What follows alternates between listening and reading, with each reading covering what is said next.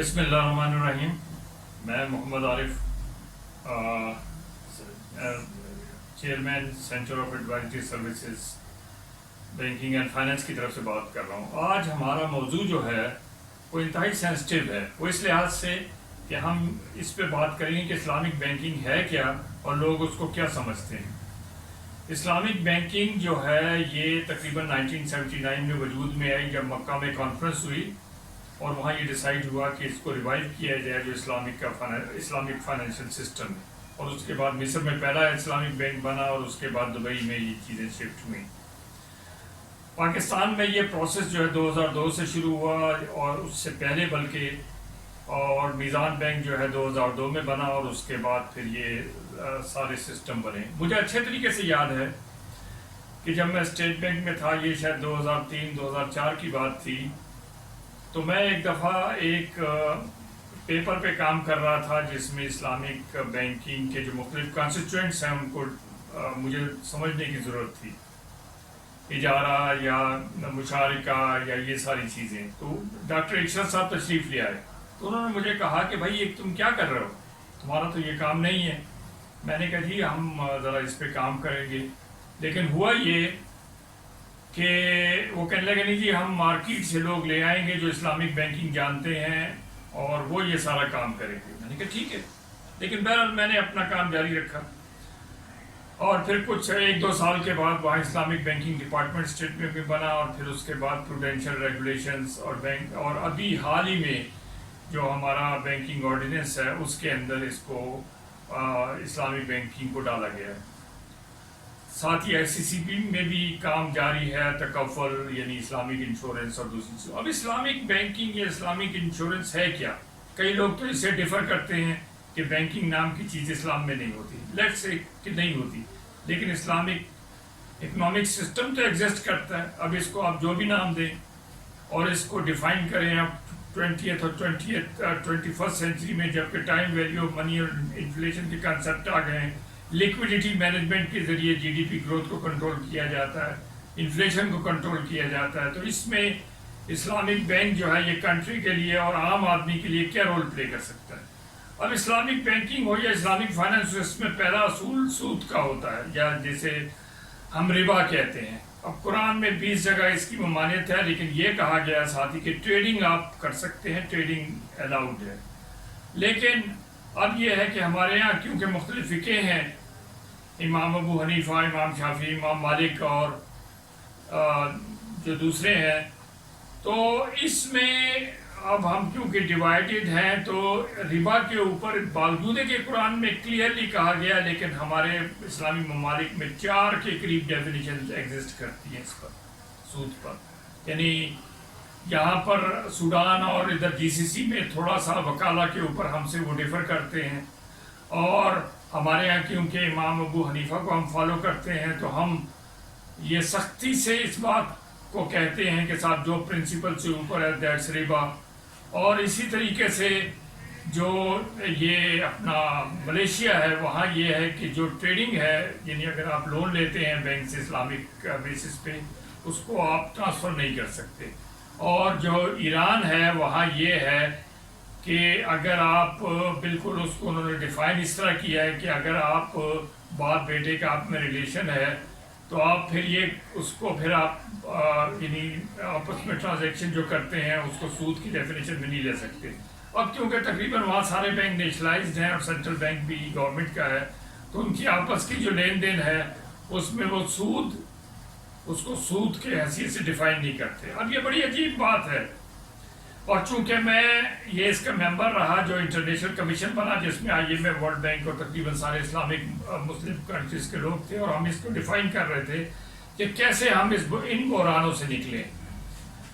तो बैंक्स तो बन गए हैं, लेकिन लोगों का परसेप्शन ये है कि they are just like working as conventional bank, और ना ही वो स्टेट बैंक और जो रेगुलेटर्स हैं उसके लिए करामत है कि वो उनकी लिक्विडिटी मैनेजमेंट या जो उनकी मॉनेटरी पॉलिसी है उसमें कोई रोल उनका बनता है।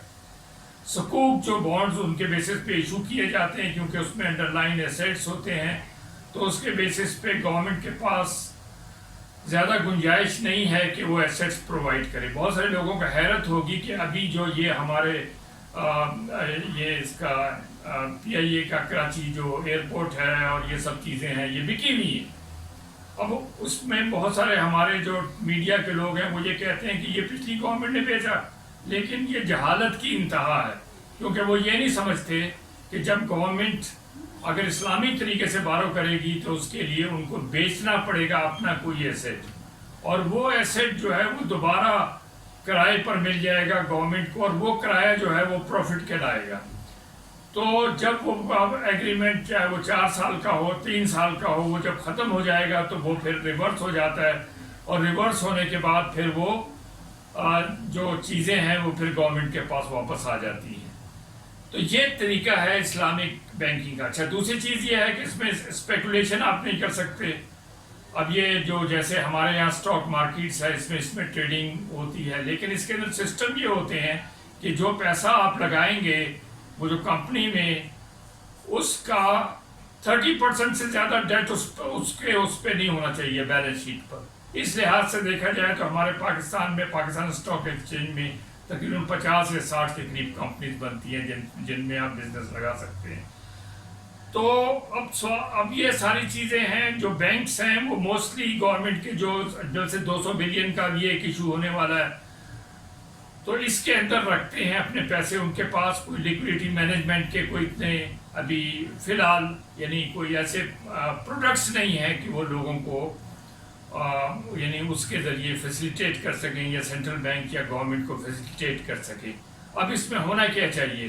جیسے میں نے آپ کو بتایا کہ جوا نہیں ہو سکتا، اسپیکولیشن نہیں ہو سکتی، آپ جو انویسٹمنٹ ہے وہ غلط طرف یعنی آپ شراب خانوں یا کوبا خانوں یا اس میں نہیں لگا سکتے. تو یہ اچھی باتیں ہیں. اور سب سے بنیادی بات یہ ہے کہ جو لوگوں کو سمجھنے کی ضرورت ہے اور اسلامک بینکوں کو سمجھنے کی ضرورت ہے کہ جو ہماری کنونشنل سائڈ میں بھی جو ریئل سیکٹر ہے، وہ ریئل سیکٹر بھی ہمارا جو ہے اس کو الائن کرنا ہوتا ہے ہم نے مونیٹائز سیکٹر سے. تو یہ اسلامک بینکوں کے تھرو ہو سکتا ہے سر، لیکن اس کے لیے ہمیں پروڈکٹس لانی ہوں گی. اس وقت کرنٹلی کیا ہو رہا ہے؟ کرنٹلی یہ ہو رہا ہے کہ جو ہمارے بینکس ہیں وہ جو فائنینسنگ کر رہے ہیں وہ تقریباً جو 80% یا 90% ہے وہ ڈیٹ بیسڈ فائنینسنگ ہے، جس کو آپ مارکیٹ میں انٹرچینج نہیں کر سکتے. یعنی اس میں آپ کا یہ مشارکہ مضاربہ اور اجارہ کے علاوہ جو اس میں سلم ہے اور مربع ہے، تو یہ چیزیں آ جاتی ہیں. اب اس میں ہمیں ریسرچ کی بے انتہا ضرورت ہے. دنیا میں تقریباً اس وقت 300 یا اس کے لگ بھگ ہمارے یہ ہیں جو شریعہ ایڈوائزر جو بینکوں میں لگے ہوئے ہیں. لیکن ہونا کیا چاہیے؟ ایک بینک اگر کام کرے یا کوئی ادارہ کام کرے یا اسلامک انشورنس کام کرے تو اس کے اندر جو شریعہ ایڈوائزر ہے اس کے ساتھ اس کے ساتھ بینکر کو بھی بیٹھنا چاہیے، اس کے ساتھ جو وکیل ہے یا جو لیگل ایکسپرٹس ہیں ان کو بھی بیٹھنا چاہیے، اور مارکیٹ پریکٹیشنرز کو بھی بیٹھنا چاہیے. یہ جو ایکویشن ہے یہ جب بنے تو آپ اس کے ذریعے ڈیسیژن کریں، نہ کہ آپ پیورلی بیس کریں شریعہ ایڈوائزرز پر. تو یہ اس صورتحال سے، کیونکہ یہ سائنس ہے، now it has become a science. اور اسلامک اگر ہم اسلام کی بات کریں، قرآن کی بات کریں تو یہ ایک نیچرل ریلیجن ہے، اور اس کے فوائد ہو سکتے ہیں لوگوں کو تبھی اگر ہم اس کو سائنس کے طور پہ ڈیل کریں اور اس کا ہم انالیسس کریں. اس وقت کرنٹلی پاکستان میں اگر ہم دیکھیں، ہم بڑی باتیں کرتے ہیں. ہمارا تقریباً جو دنیا میں آبادی ہے وہ تقریباً 8 جو بلین کے قریب ہے، اس میں سے 1.5 ارب مسلمانوں کی ہے، اور یہیں پر زیادہ تر اسلامک بینکنگ ہوتی ہے. صرف اپارٹ فرام دس آپ کو یو کے میں نظر آئے گی اور تھوڑی بہت آپ کو یہ یورپ میں نظر آئے گی. لیکن اب یہ ہے کہ دنیا بھر میں جو اسلامک بینکنگ ہے وہ ابھی بھی لیس دین 1% آف ٹوٹل اسلامک بینکنگ ہے، اور پاکستان میں جو ہماری اسلامک بینکنگ ہے وہ ہماری ٹوٹل بینکنگ کا 16% ہے. اور ابھی اسٹیٹ بینک نے حال ہی میں ایک سرکولر ایشو کیا ہے جس میں کہا ہے کہ ہم اس کو 2025 تک اس کو ہم 2023 یا 2024 کے اندر ہم اس کو 25% پہ لے جائیں گے. اب یہ کیسے ہوگا؟ Through research. ہمیں اس کے لیے ایجوکیشن انسٹیٹیوشن میں جہاں اسلامک بینکنگ اینڈ فائنانس پڑھایا جاتا ہے اس کے کیوریکلمس کو ٹوٹلی چینج کرنا ہوگا، اس کو ریسرچ بیسڈ کرنا ہوگا، اس کو ہمیں اس طرح نہیں کرنا ہوگا کہ جو ان کو ہم اسی طریقے کی باتیں پڑھائیں جیسے مدرسوں میں پڑھائی جاتی ہیں، اس کو نئے علم کے ساتھ ہمیں الائن کرنا ہوگا، نتھی کرنا ہوگا۔ تو اسی طریقے سے ہم اسلامک بینکنگ کو بڑھا سکتے ہیں، اور ابھی اس کا جو بینکنگ میں جو رول ہے جیسے فائنینسنگ سائڈ میں، ایگریکلچر سائڈ میں، وہ ہارڈلی لیس دین 1% ہے، تو اٹس نتھنگ۔ تو ہمیں ان چیزوں کو ایکٹیویٹ کرنا ہے، وہاں پہ بیٹھ کے ہمیں اسلامک بینکوں میں تنخواہیں اور اچھے فیسلٹیز اور اچھی بلڈنگز خالی انجوائے نہیں کرنی، بلکہ ان کا بھی خیال کرنا ہے جو غریب بیٹھے ہیں اس ملک میں اور وہ دیکھ رہے ہیں اسلامک بینکس کو کہ how they operate and work for them. شکریہ۔